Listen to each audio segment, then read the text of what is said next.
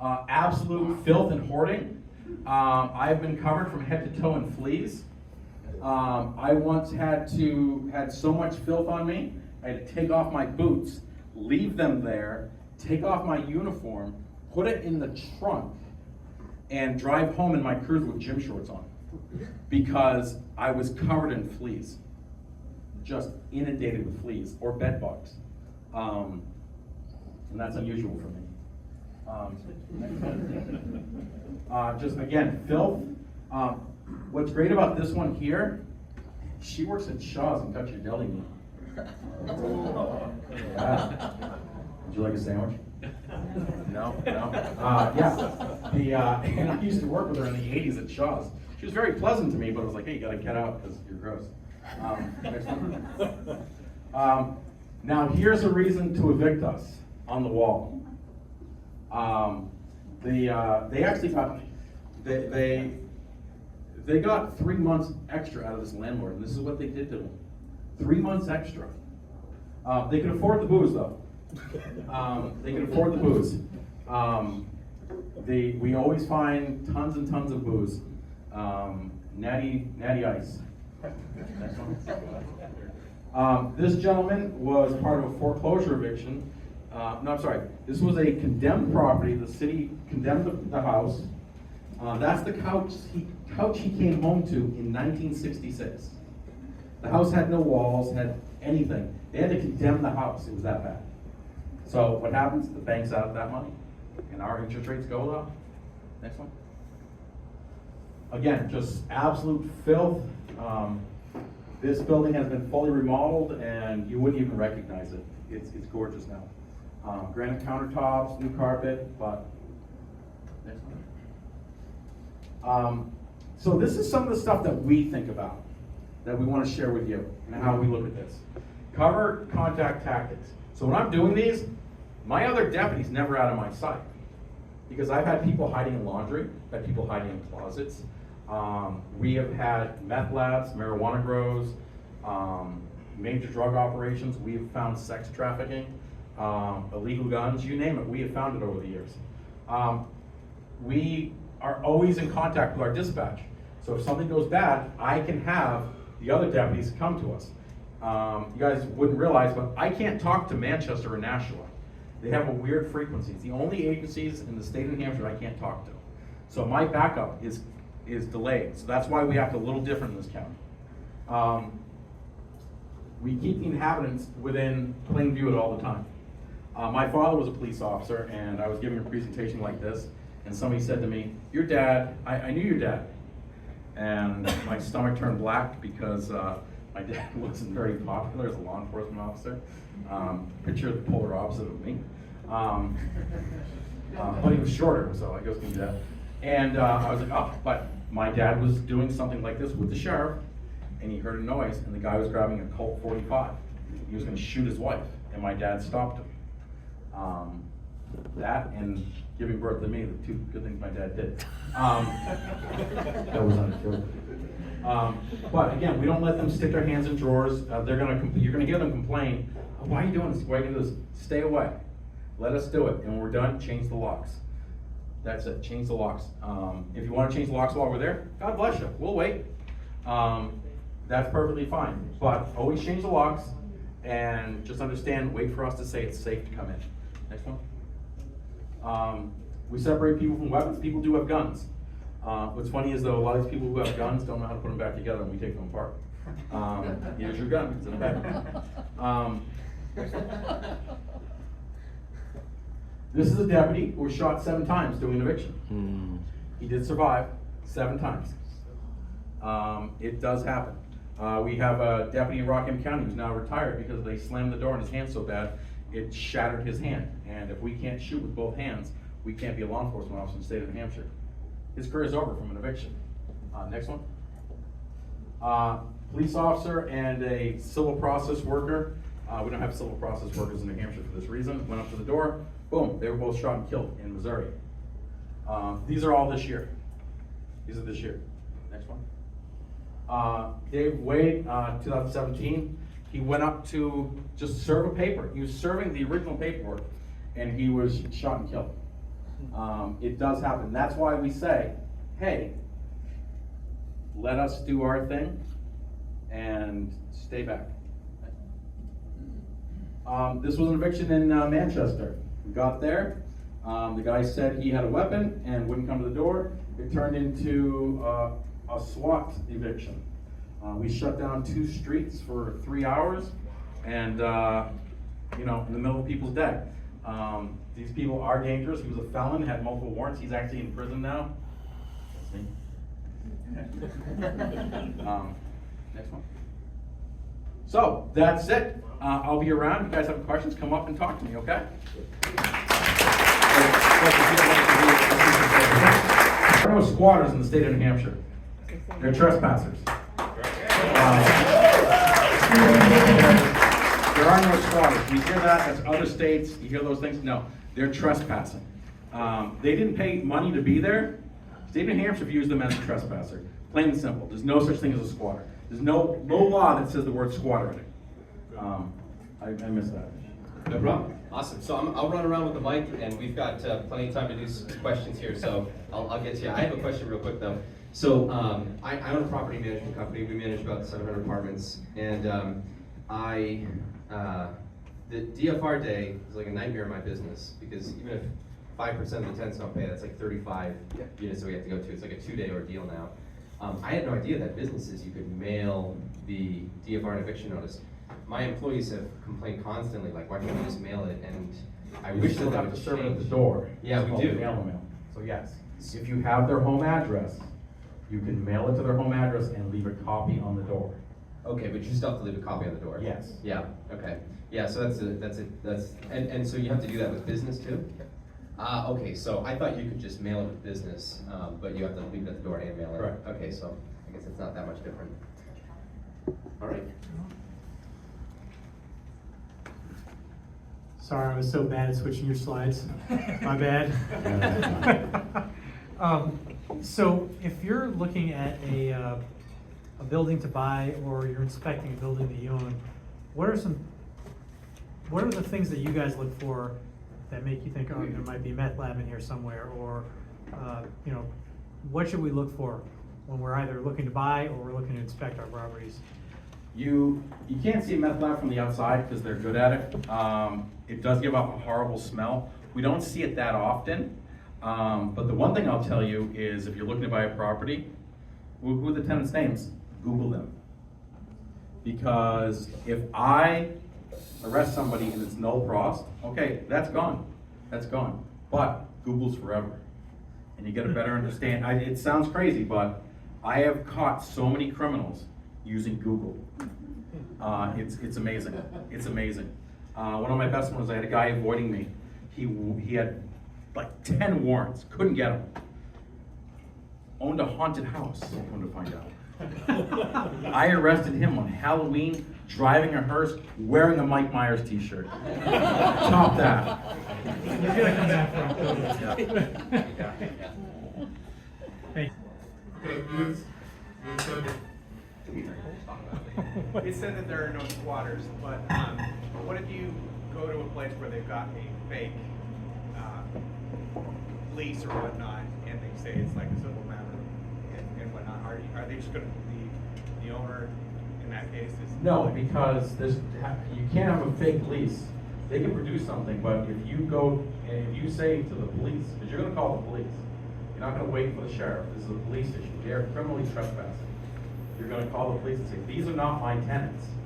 They are not supposed to be here. And they will be removed. And if they don't leave, they may be arrested. Either way, 50-50 if they're getting arrested. Depends on if you want to testify in court. If you just want them out, they're gone. But there's no squatters. These are not my tenants. They're not paying any money to be here. They're gone. They're gone, plain and simple. And we have to make sure we don't get a squatter's law in New Hampshire. No question. What is that sticker you put on the door for the 7 days?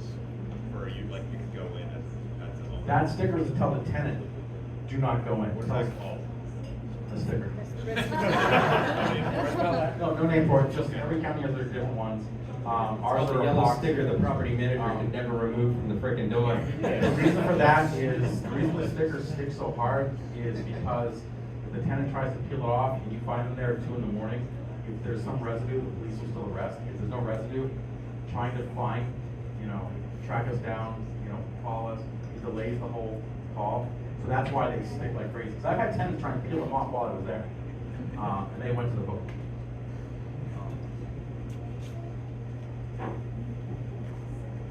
Your services for all this? Yes, there is.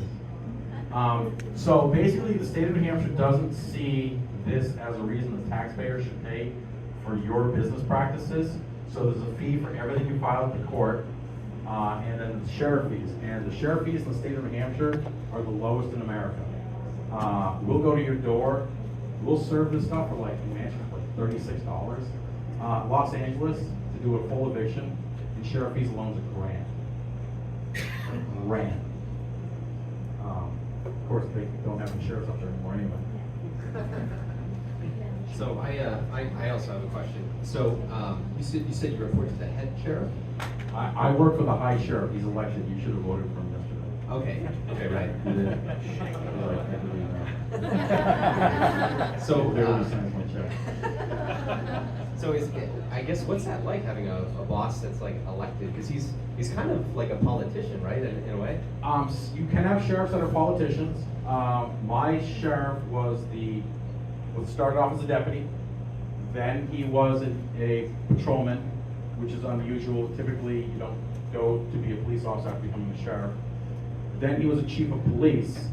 Then he came to us as our chief deputy, and when the previous sheriff retired, he ran for the office and became the high sheriff. The reason in New Hampshire we elect our sheriffs is because of the level of authority the sheriff has. Again, he can go and enforce anything he wants anywhere in the state. He can hire whoever he wants. You want a checks and balance. You don't want just some whack job having that job for 40 years. So that's why we elect the high sheriff. And the current one has totally turned our agency around. And he's dealt with crisis, he's dealt with COVID, he's dealt with equipment failures. I drive to Tacoma because we couldn't get police cars. And I got it because I'm the shortest guy there. That wasn't a joke either. And who is the current high sheriff? You were supposed to vote for him yesterday. Okay. Christopher Connolly. So what do you do with illegal animals and puppies and stuff like that? Great question. So in the state of New Hampshire, cats have no rights. You can squish a cat with your car, you don't have to report it. Hey, I didn't make this stuff up. Dogs are considered property. So if they leave a dog behind and they're not, we tell them, take your dog, take your dog, take your dog. A lot of times they don't want to take the dogs, they think they're going to somehow be able to get magically back in. If the landlord agrees to let the dog stay for until they come back, fine. If they don't, we call animal control and doggy goes to doggy jail. Because we're not going to leave them in there, especially in August. Some of these things are sweltering. But that's why it's great when you do leases. No pets. No pets. They're just destructive. You saw the first picture. They're just destructive. I live with a 95-pound purebred DDR German Shepherd. He's destructive. You should see my backyard.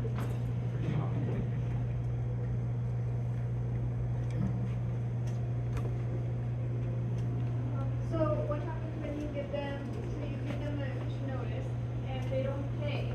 And then you go to the court and you do the writ, and they're like, oh crap, they're actually doing it, and then they make the payment. So they can make the payment, that's fine, and you've got some choices. You can take the payment, or you can say no. This has gone on too long. Or you can use the mediation option that's on the paperwork, if you choose to do so. The great thing about the mediation is it's now in the court system. So it doesn't completely wash it away, but it gives them the chance to get right if they choose to do so.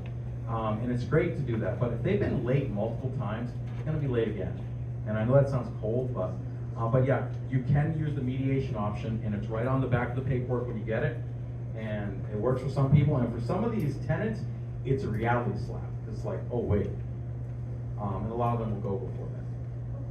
So if you accepted the payment, you cannot proceed with the eviction now? they owe you the back rent. Yeah. So so you evicted due to back rent, you took that, the court's gonna probably have an issue with that. Okay. But if you're evicting for any other reason, like let's say, evicting you because you got a horrible dog, that doesn't mean they don't have to pay rent. They have to pay rent until they leave. So you could then turn around and say, okay, you paid me, here's a 30-day notice because I want you out anyway. It doesn't absolve, and you figure out, hey, I'm evicting you for any or other all reasons. So you can take the back rent if you think you're going to get it, but I would go through the mediation, and then if they've been a bad tenant, file that 30-day eviction notice and still get them out. Because there's plenty of people looking for nice properties in New Hampshire right now. I mean, we shouldn't even have to be doing evictions. You know, you're lucky to get an apartment now. All right, any other questions? Cool. So I had a friend who unfortunately, his tenant was a fireman, and then the fireman. Well, there you go. But the sheriff actually tried to mediate at the date of eviction. Said, hey, he's a good guy. I think he's gonna move. If you guys are willing to work it out, like you can delay this. He's gonna give you a check.